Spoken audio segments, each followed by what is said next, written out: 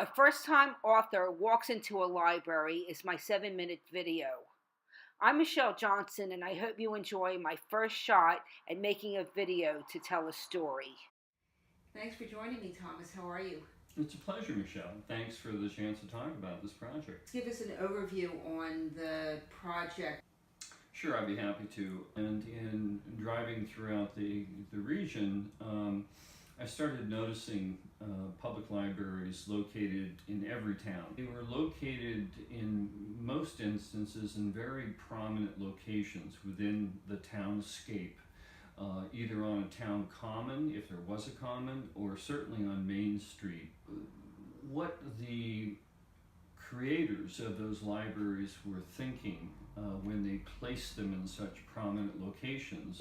That original impetus, noticing where these facilities were located, relates to my background as a landscape architect and urban designer, where as part of my training and practice, a lot of thought would be put into where to site a physical artifact, in this case buildings. So that was the original link.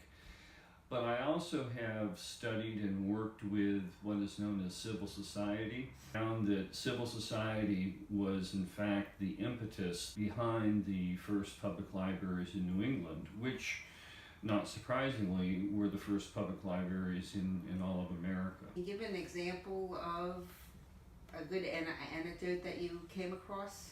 Give the one of a very small town in New Hampshire, near the White Mountains. In this particular instance, the public library was started with the support of a quote-unquote native son, Henry Chandler. He became the original publisher of the Los Angeles Times, and the Chandler family, up until just a few years ago, owned and published the Los Angeles Times. He went on to become one of the most successful businessmen in Los Angeles. He was one of the founders of Transworld Airlines. He formed the Automobile Club of America. One thing he also did was make sure that there was a public library back in his town. In addition to him, though, the other major founder was the owner of the local large factory. Turns out that factory also had an interesting story, working with lumber. The quality of the lumber that they got was harvested in the White Mountains.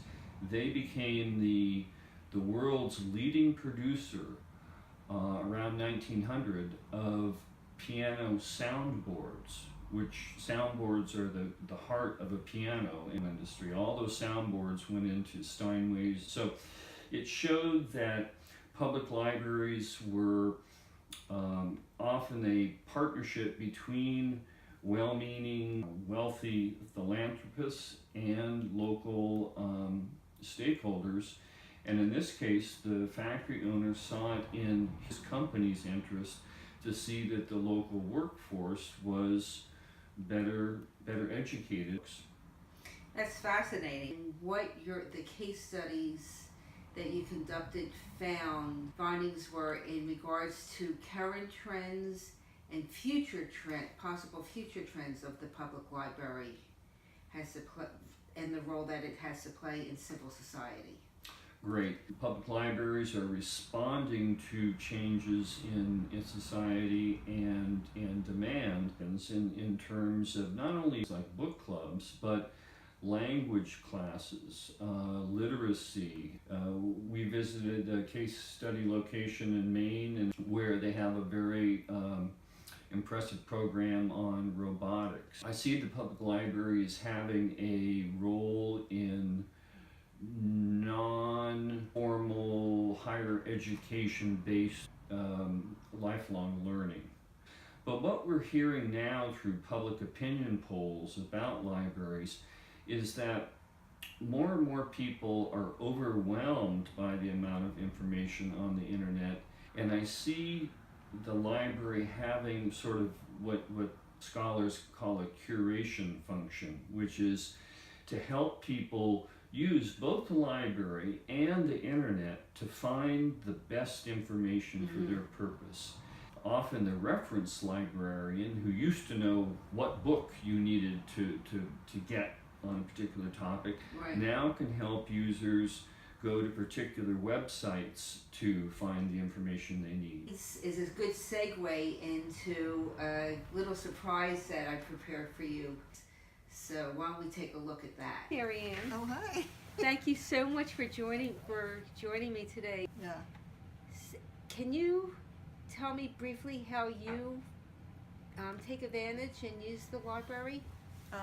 Yeah, I usually come to this particular library because I live, probably less than a mile away, and it's very convenient, and there's no problem parking, and the personnel here are just extremely nice, and I've been coming here for years, so they're almost feel like, I know all of them, and they know me, and so, like, for example, I just looked for a book, it wasn't here, so they'll request it for me, and then it'll, come in a few days, and so I don't have to go all the way into town. That's great. Yeah. Well, I live up the street too, so Mhm. I appreciate what you're saying, and we're really blessed to have such a little jewel Really? right Yeah. on Southeast Street. Yeah, exactly. Well, thank you very much. It was great Okay. talking with you Oh. today. Wow, What do you think of that? that's very impressive. That does remind me of the type of users that I was able to talk to and observe in many of these library visits. That they value it as an institution and would be, very much opposed to the idea of closing down their local library.